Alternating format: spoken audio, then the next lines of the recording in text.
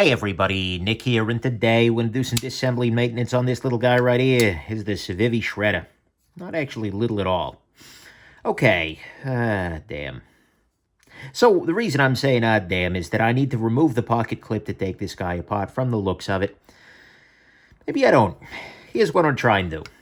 Step one, pop out the pivot. Is that step one? Yeah, sure, that can be step one. Loosen that up, a little bit of thread locker, nothing too bad. Loosen that. Note that the pivot is not free spinning. If it's anything like other recent Civivis, it is on a little shelf. What? Okay, so that's how they're rolling. Okay, so that's nice in that it means we don't have to disassemble the take off the clip, but it's also a little unexpected. The world is a little unexpected, so I suppose I should be used to this by now, but nonetheless, there we go. We've taken this guy at least most of the way apart. Now we've taken this guy all the way apart. We are all set. Ceramic detent ball, stainless steel washers, fine, no problems. That's good. I'm going to use some rubbing alcohol here to go ahead and clean off the blade. If you're curious about this or any of the other tools I'm using during this or any other disassembly, go to nickshabazz.com/tools. We'll show you every damn thing that I use in this process. It's amazing how many people still, despite the fact that I've been saying this in literally every disassembly video I've made for the better part of a year and a half, I still get a huge number of comments like, "Oh my God, what lubrication are you using?" And it's amazing. And it's like, I literally said those words in that video. And I'm assuming maybe that, but the problem is usually I say it before I get to the lubrication, which means that they just didn't, it just means that there was a deficiency someplace in the process. There was a loss. This is not this is not a clean channel, apparently. Well, it's a fine channel. Well, okay, maybe not a fine channel according to my commenters, but hey. Anyways, I digress. Oh, commenters. I love you guys. I mean, at some level, and gals, of course. For me, guys is a gender-neutral pronoun. Anyways, I digress. I appreciate very much 90% of my commenters. Most of you are awesome. And then there are the few, the proud, the jackasses. Very often, I suspect that they're just very angry. And, you know, I will occasionally get one person who just goes on a tear. Who, you know, I'm assuming it's like something negative happens in their life, and they just take it out on my channel. They will watch every single video that they've missed for the last few weeks and just make something nasty about every last one of them. And it's always a shame, right? Because at some level, it's like, A, oh, you need a hug.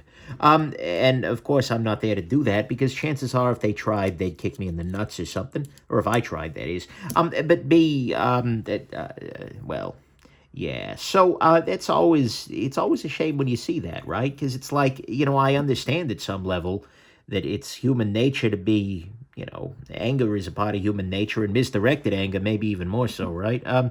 But no, it's always tough to see. You got to assume that these people are going through some terrible stuff. That doesn't always make it any easier, mind you, from my perspective as a channel runner. You know, I've developed some exceptionally exceptionally thick skin by having a YouTube comment section for as long as I have now. But nonetheless, you know, each time it's a little painful, but I'm trying my best to focus, and especially now. Now, of course, being the 17th of the April, I believe, good Lord, of the 2020, I'm assuming that a lot of people are going through a bunch of crap. So, you know, I'm trying to cut a lot of slack there.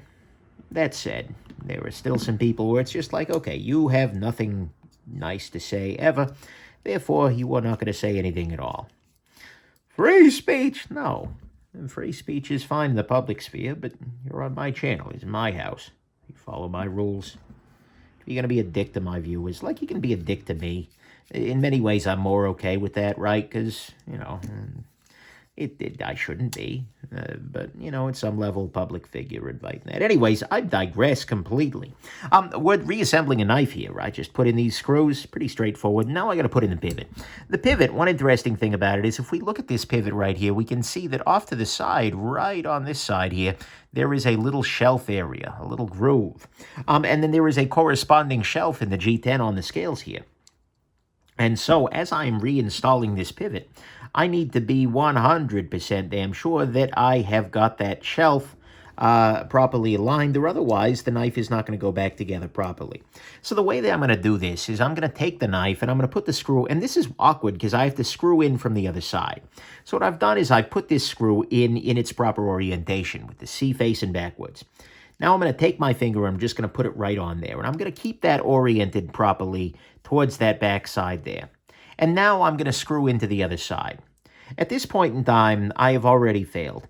But the reason I have failed is because, well, it's a little tricky to keep that guy exactly aligned while I'm putting torque on the other side with just finger tightness. So what I'm going to do here is just sort of, every so often you back off just a smidge and then rotate the whole affair. There we go. Beautiful. I'm going to try and push through a little bit more. Then, there we go. Yeah, see, now I'm all the way in full depth, and I can tighten this the rest of the way, and yeah, we're in. Okay, good. It's probably over-tightened, though, so let's go ahead and loosen it up just a smidge. That's too loose, actually. So let me tighten a little bit more here. It's a sweet action on that. It's a very sweet action. Whew. Loosen you just a smidge. I could have sworn I had a blade play for him.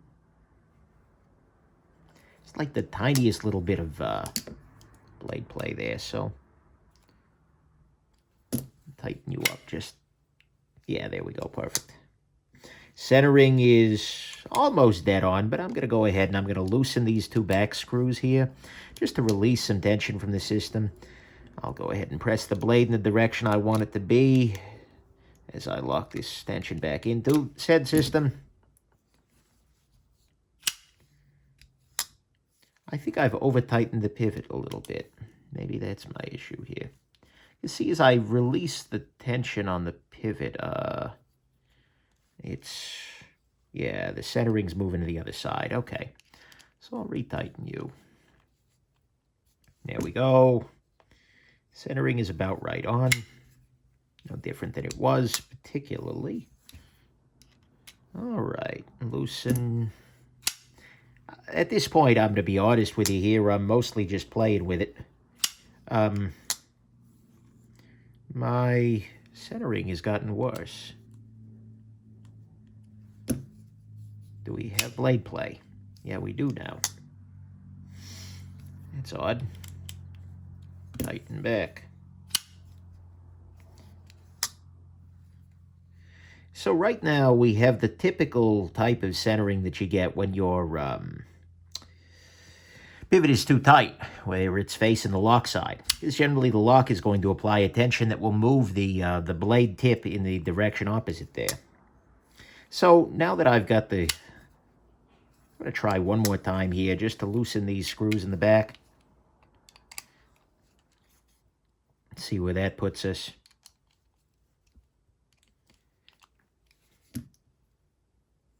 A little better. Not perfection, but for this price, I'm not sure it needs to be. Yeah, good enough, right? All right. Well, there we go. Shredded through this disassembly in 8 minutes and 58 seconds. Hope this has been interesting to you. And most of all, I hope that you have yourselves just an absolutely wonderful rest of your day. Bye now.